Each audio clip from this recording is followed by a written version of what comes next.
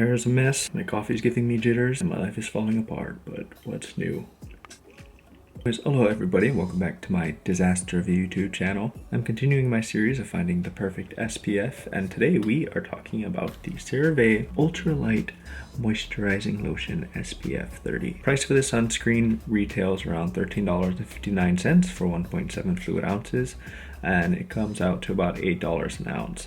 And I definitely don't see this as being an affordable or budget-friendly sunscreen. You're probably wondering why I have a bunch of small little tiny samples, and because I have a supplier, so don't worry about it. But that really is the best way to try products. If you want to try something out, find the samples. The sunscreen is marketed towards people with normal to oily skin and claims to moisturize and assist with the restoration of the skin barrier, which is something that Cera-Ve claims with the majority of their products, and for most of the part I think that's kind of true. This is an all chemical based sunscreen. It has ethylbenzone, homosalate, octosalate, and octocrylene as the chemical filters. It is also oil free and non-comedogenic. It also claims to have a matte finish, but I have no idea what their definition of matte is, because I definitely don't think that it's all that matte. I'm actually wearing it right now, and I would say that it's more of like a normal to like dewy kind of finish. It's also fragrance free, but it does have like a smell, and it took me a really long time to figure out what that smell was,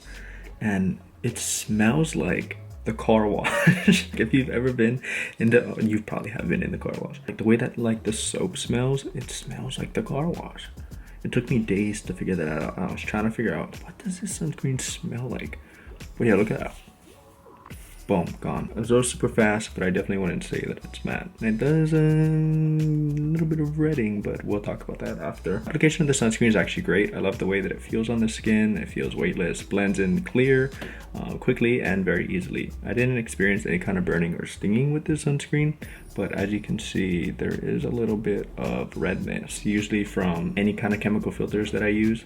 I also didn't experience any kind of stinging or burning around my eyes, which is a surprise because everything stings and burns in my eyes. If you have relatively sensitive skin like I do, this sunscreen might be a nice option. I reapplied the sunscreen about twice throughout the day, and it started to look more and more grease ball by the end of the day. And while it was really moisturizing, greasy isn't really my thing. If you have oily skin like I do, you might not like this sunscreen very much. I'm just gonna be honest. This sunscreen also isn't water resistant, but it worked out surprisingly well throughout the day. I did work out with this sunscreen on, and it didn't run into my eyes, surprisingly. But then again, maybe I didn't work out hard enough. I don't know. All in all, I don't think I'm gonna be going out of my way to purchase this sunscreen.